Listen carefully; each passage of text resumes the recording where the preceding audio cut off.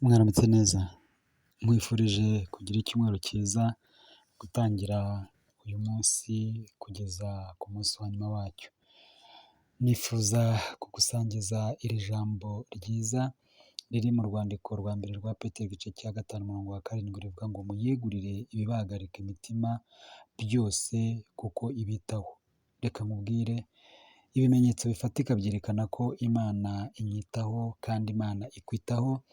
Hanyuma rero ijambo ry'Imana rikaba rivuze ngo ibibahagarika imitima byose, bivuze byose bisobanuye gato kangana n'ururo, runini rungana n'umusozi. Buri cyose aho kugira ngo gitume uhagarika umutima, kimenyeshe umwami, cyegurire umwami, dore ko yanavuze ngo abarushye n'abaremerewe munsange ndabaruhura.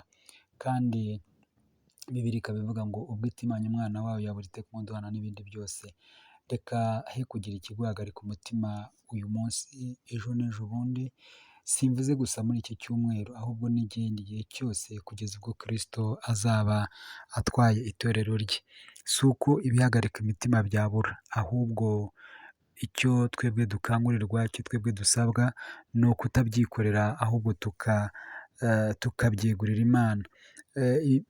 Nasomye ni Bibiliya ijambo ry'Imana, biravuga ngo muyikoreze amaganya yanyu yose. Ni nko kuvuga ngo wiyikorere ubwawe, yakorera Imana, yakorere Yesu. Hari umuntu wigeze kujya mu modoka ngo akomeza kwikorera umutwaro. Twe abagiriwe ubuntu bwo kuba dushobora kumva ibi byiza by'Imana, dusabwa no kudakomeza kwikorera imitwaro yacu ngo twitwe abaswa mu birebana n'urugendo, ahubwo dukangurirwa kubibwira Imana, kubyikoreza Imana, noneho twarangiza tugatuza. Reka nyuma y'aka karirimbo ngaruke ngusezere.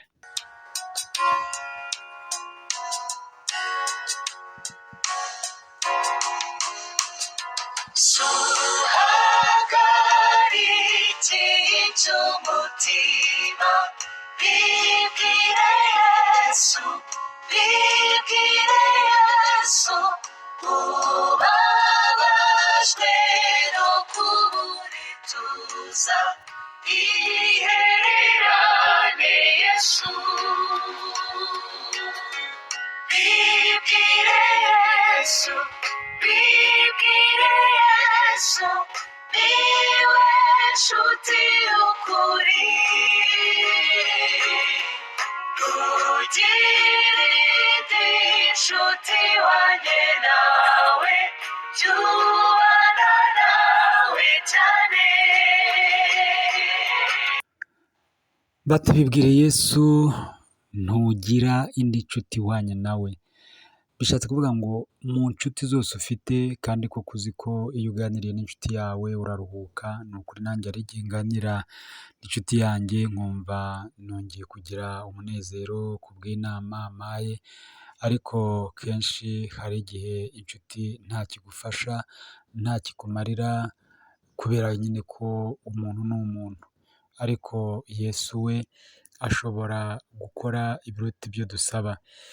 Nuko ati ese ahari ntubura gutuza? Ariko mu gihe habayeho kubura gutuza, senga, bwira Yesu, hanyuma nawe yaravuze ngo munyikoreze amaganya yanyu yose kuko mbitayeho, kandi abarushye n'abaremerewe muze munsange ndabaruhura. Reka rero nkwifurize kutagira ikikugora, ikikuhagarika umutima, ubu n'ikindi gihe gisigaye. Nkwibutse ko gusenga, gusanga Yesu ari byiza kandi bifite inyungu kurushaho. Maze gira umunsi mwiza, gira icyumweru cyiza, umwuka, ubugingo n'umubiri byawe birindwe, kandi wowe ubwawe, abawe n'ibyawe, mugire amahoro, murindwe n'Imana ku bwa Yesu Kristo umukiza wacu. Amen.